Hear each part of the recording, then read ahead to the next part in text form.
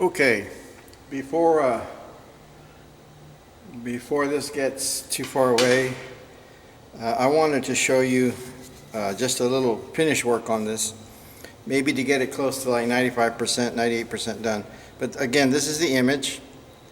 This is where I left off. I just want to explain something before I do the work in the sky. Is because the building structures here are white and some of the rock is white, I went ahead and used my wax crayon.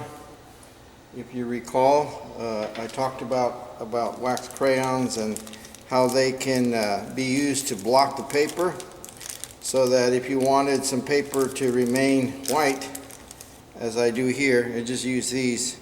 And I just roughly scrubbed over the whole thing. So there's going to be a little specks of the watercolor I'm about to put over, but for the most part we're going to see the white of the paper that's been blocked. Again, I've got some collaborators,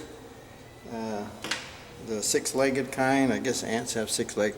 But now I want to do a little unifying here. You know, I've got patches of different values, of different neutrals.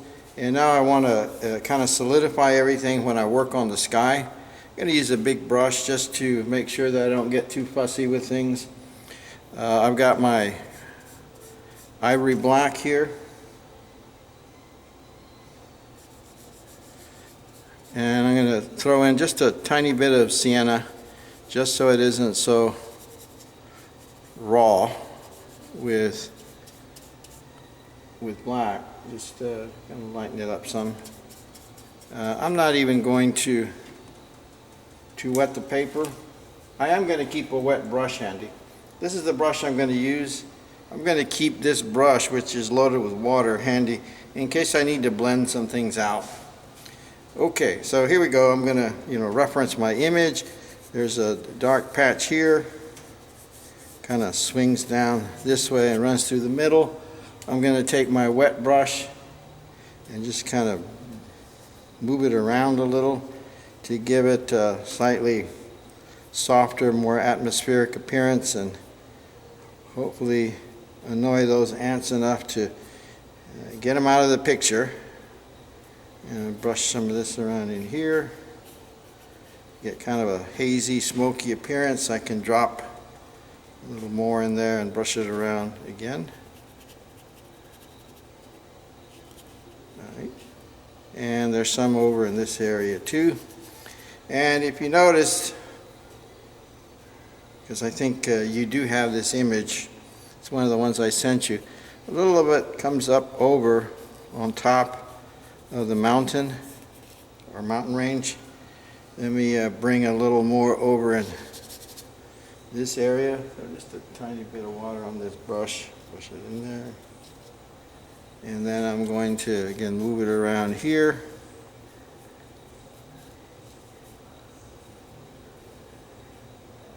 When you just tap into the wetness of the paper, it gives you an atmospheric quality, which you don't want to try to maintain, but at the same time not try to force and make it happen. It kind of just happens on its own.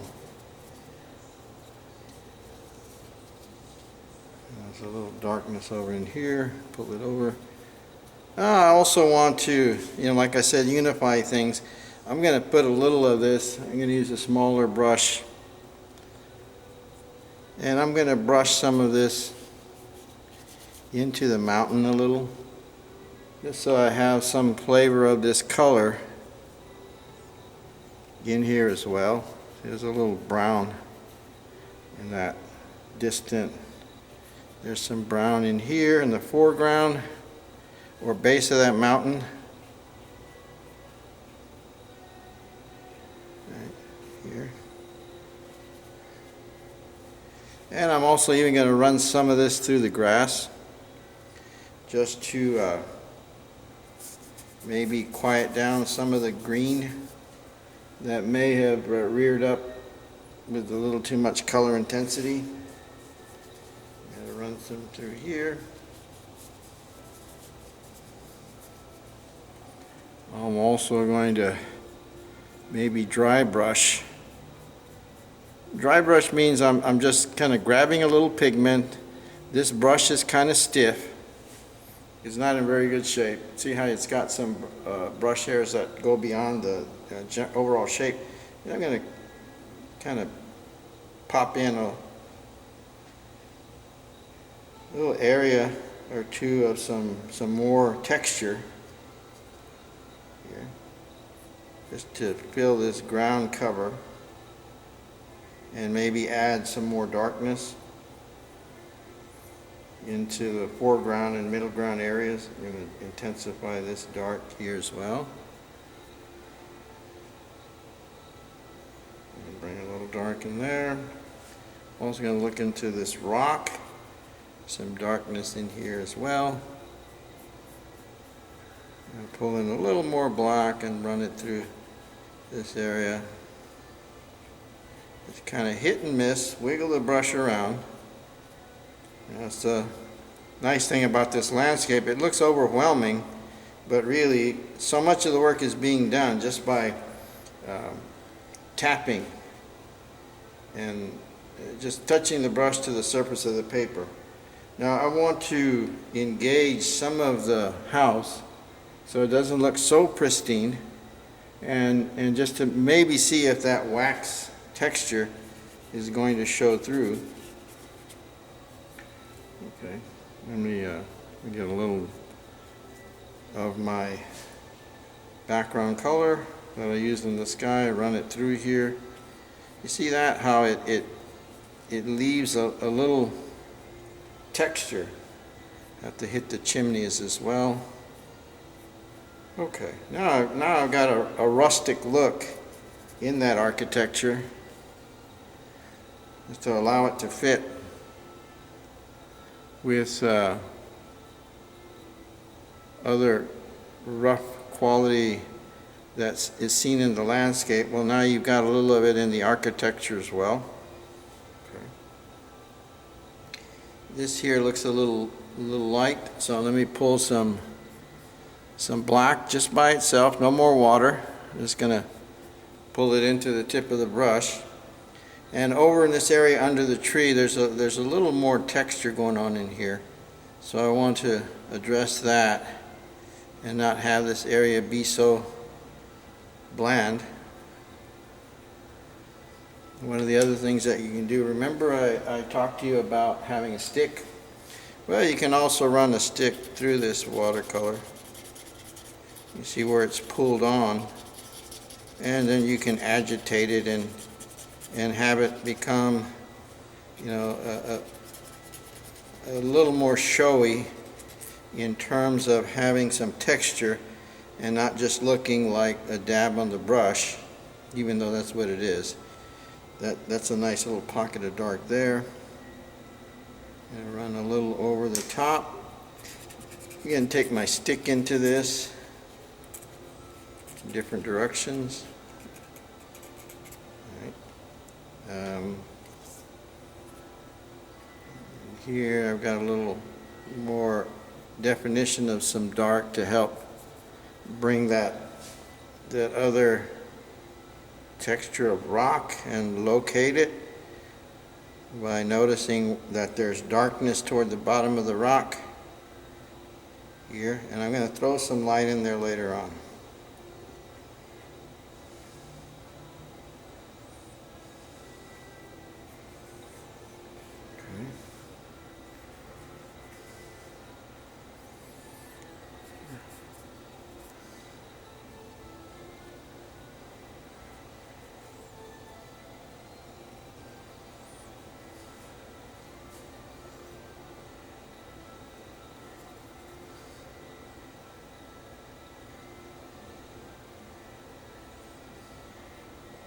I'm going to put a little darkness behind the rock just so that we can see the shape of it,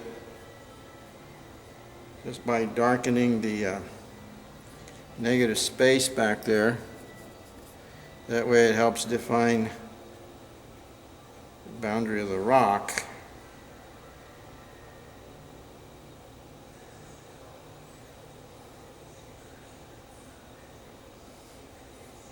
Remember we talked this sometimes in painting class, where regular acrylic painting, where you can use a little dabbing or spackling with the brush. I'm just going to splatter and then dab with the bigger brush over it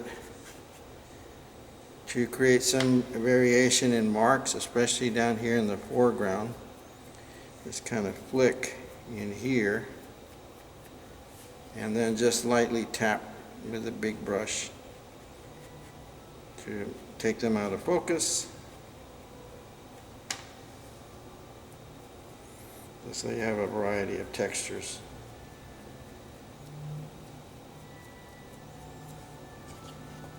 I don't want them in the building, so let me take them out. You can also pull them up so that the specks become an echo of tall grass there. All right. Dip into a brush again, a little water, and take some of that color out there. Okay. Again, I'm going to use this to pull a little of that out. Some of the speckles where I don't want them. Okay. Alright, so we're getting there. I need to work on this tree over here on this side a little. So once again, I'm going to switch brushes and go with something a little smaller. Dip into some dark, and you can see the base of this tree is really intense in darkness. So I want to exploit that. Also bring it out here. Have it become have a little stronger presence in the design. Let me tap a little water in that here.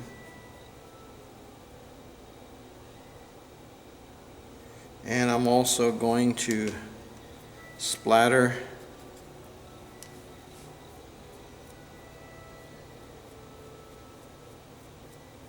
some here as well.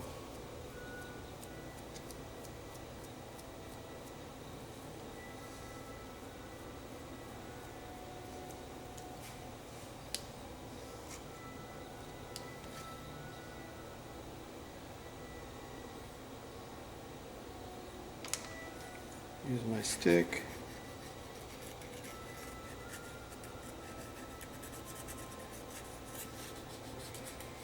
Remember your gesture drawing from drawing 1 and drawing 2. Well, here's a good opportunity for that to, be utilized here in this painting. I'm going to take care of some of this negative space in the tree. Bring in a little sky. There we go. Okay. All right.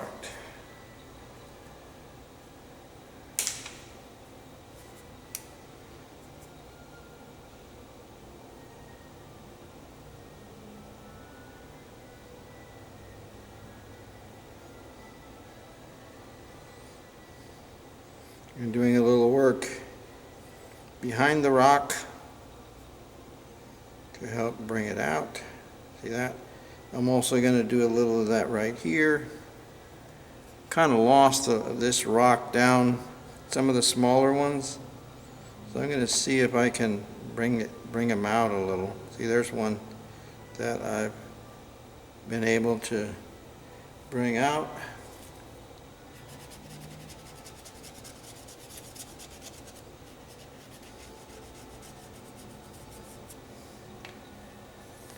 Another one here.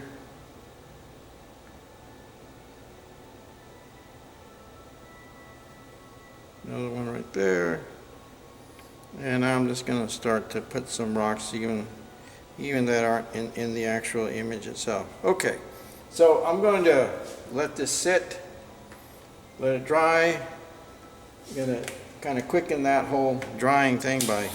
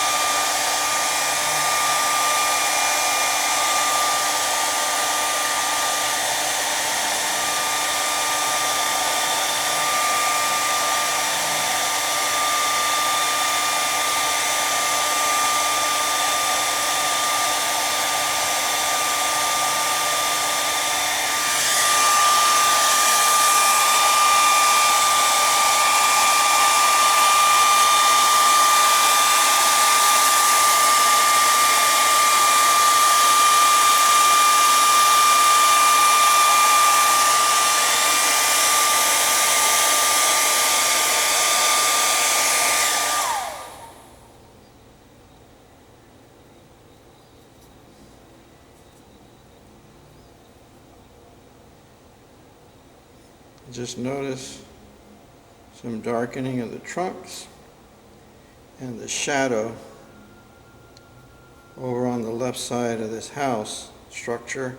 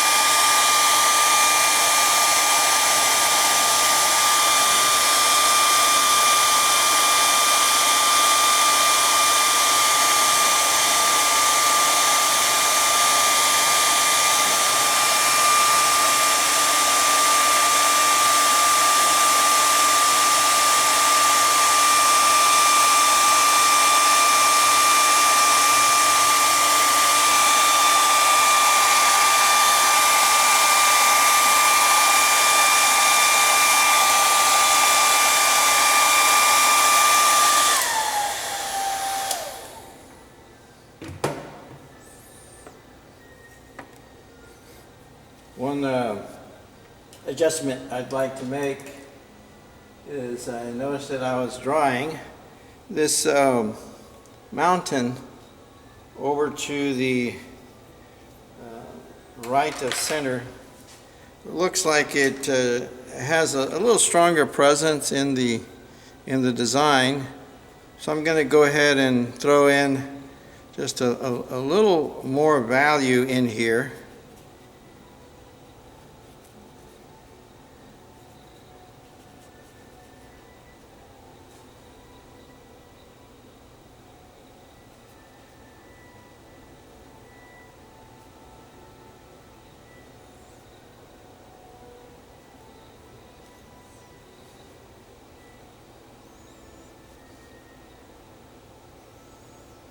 Now it should separate itself from that mountain, which is located at center,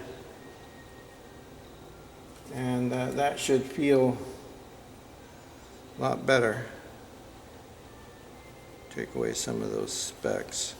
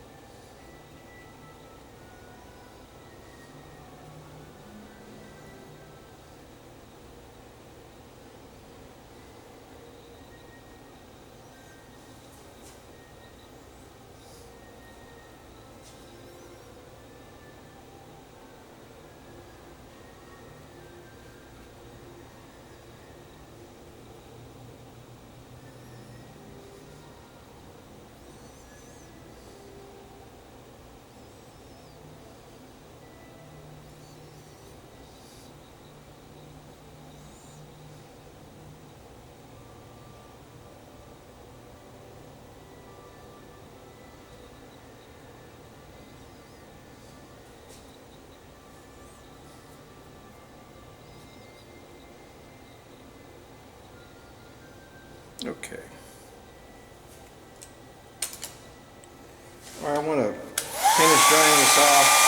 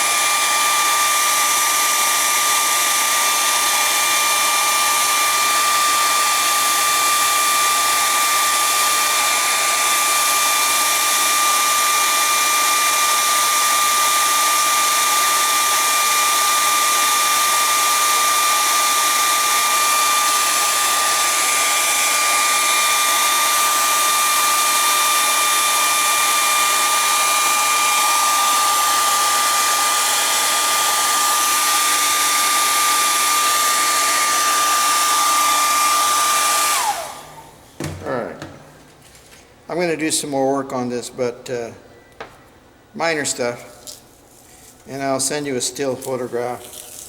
But I wanted to show you how, if you recall, those of you that did take drawing over the summer, we were working with pastel and charcoal. We looked a little about using the tape.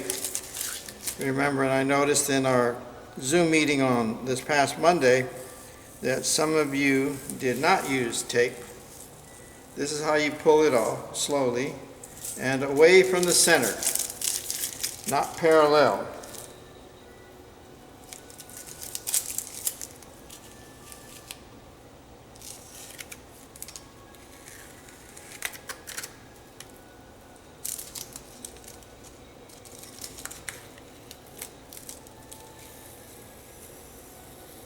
I'm getting a little quick here because I'm wanting to hurry up with this video.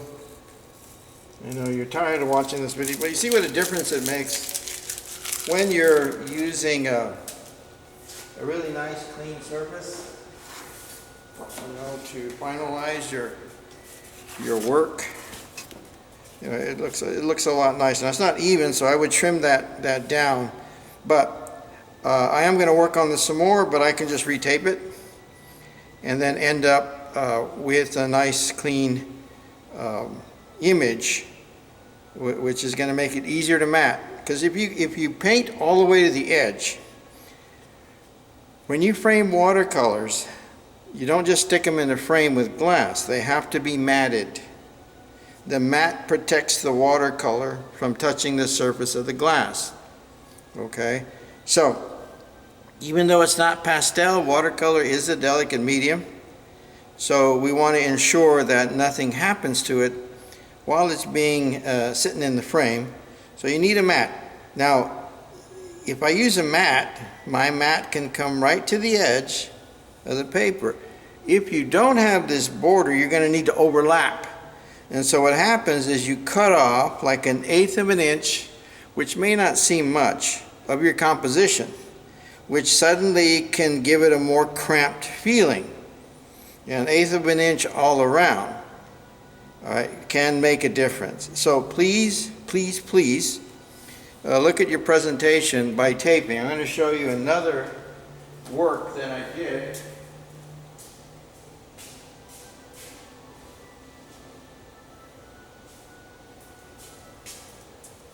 Okay, now this, you recall, is the image that I used in the demonstration for drawing. Okay, so it was taped off. Now this is the area that I used as a scrap area, but you see once it's cut and torn off, now you have a nice clean image that's easy to mat and frame, and it just looks clean. Remember the watercolor of the peach? Well, here you go, the same thing. Okay, it makes so much more difference when you have that nice border. This is my boo-boo here. So that was taped over, but when I retaped, I accidentally smeared some color here. So what I might do in this case is I might even try to white that out with a little whiteout, just so that it makes the border consistent, and it'll get covered in the matting, but it does make your paintings, makes them look a lot nicer when you have that border around it, that margin. Gives a more professional appearance, and it makes it look a lot cleaner and smoother, and isolates the painting itself. Okay? All right, I'm going to do a quick demo in the next go around with the landscape, but doing it in color.